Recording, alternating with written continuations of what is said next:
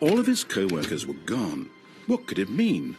Stanley decided to go to the meeting room. Perhaps he had simply missed a memo. Now this, Stanley thought to himself, this is a bucket. And indeed it was. Stanley clutched the bucket tightly to his chest and entered the door on his left.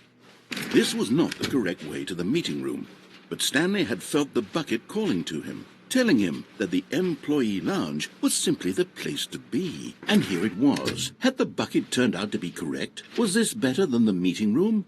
Yes, Stanley thought to himself. Yes, perhaps it truly was. How insightful the bucket turned out to be. No, never mind. The bucket was wrong. Stanley took the door on his left to go back to the meeting room. No, said the bucket. don't go to the meeting room. Go somewhere else. The cargo lift, yes. Go there. Good, said the bucket. Now ride the lift all the way to the top. There's something up there I need you to do. Stanley did not question why or how this bucket was speaking to him. It should have alarmed him, of course, because buckets can't talk. But Stanley chose not to think about this obvious fact. He was firmly convinced that the bucket had spoken to him, and he unthinkingly did whatever the bucket asked.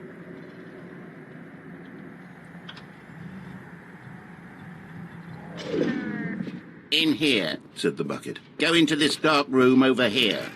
Stanley once again obeyed blindly. Now pick up the phone, said the bucket. Pick up the phone and it will take us back home, where we can go about life together.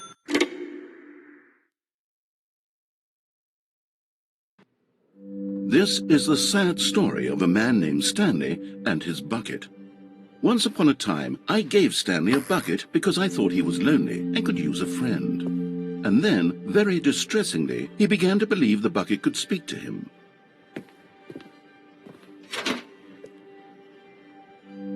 The Stanley Parable Reassurance Bucket was merely meant to provide the comforting glow of companionship.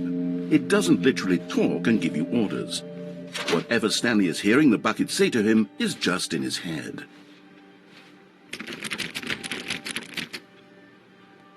Lately, I've been concerned about him. Wouldn't you be concerned as well? To see him delusional like this, obsessing over an inanimate metal object? I want to say something to him, but I don't know how I can convince him. I don't know if he'll listen to me. Well, I'll try anyway. Stanley, can you hear me? Listen to me. It's just a bucket. It can't think. It can't talk. All it will ever truly do for you is effectively transfer a liquid from one location to a different location. That's it. It doesn't do anything else. You see, he's not listening. He's still taking orders from the bucket. You know, once upon a time it was me he took orders from, me he trusted and listened to. Now all he cares about is his awful bucket, his stupid hunk of metal.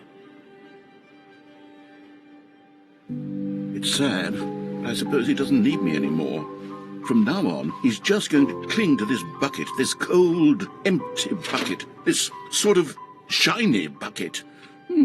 Well, I'll give it this. The bucket does have a nice shine to it.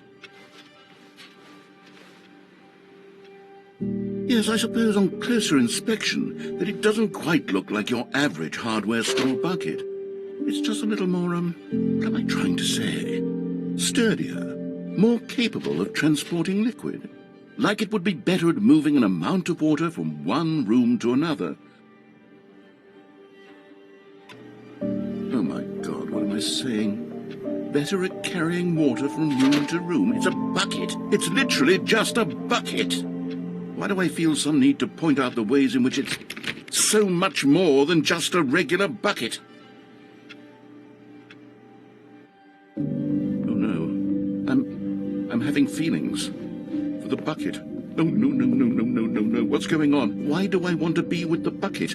Hear what the bucket has to say. Do anything it asks. What's wrong with me? I don't understand. Perhaps, if I had the bucket, this would be less confusing. Yes, the bucket could tell me what to do in this troublesome situation. Stanley, give me the bucket. Give it to me. Give me the bucket, Stanley. I need it. Give it to me now. Give it, or I'll...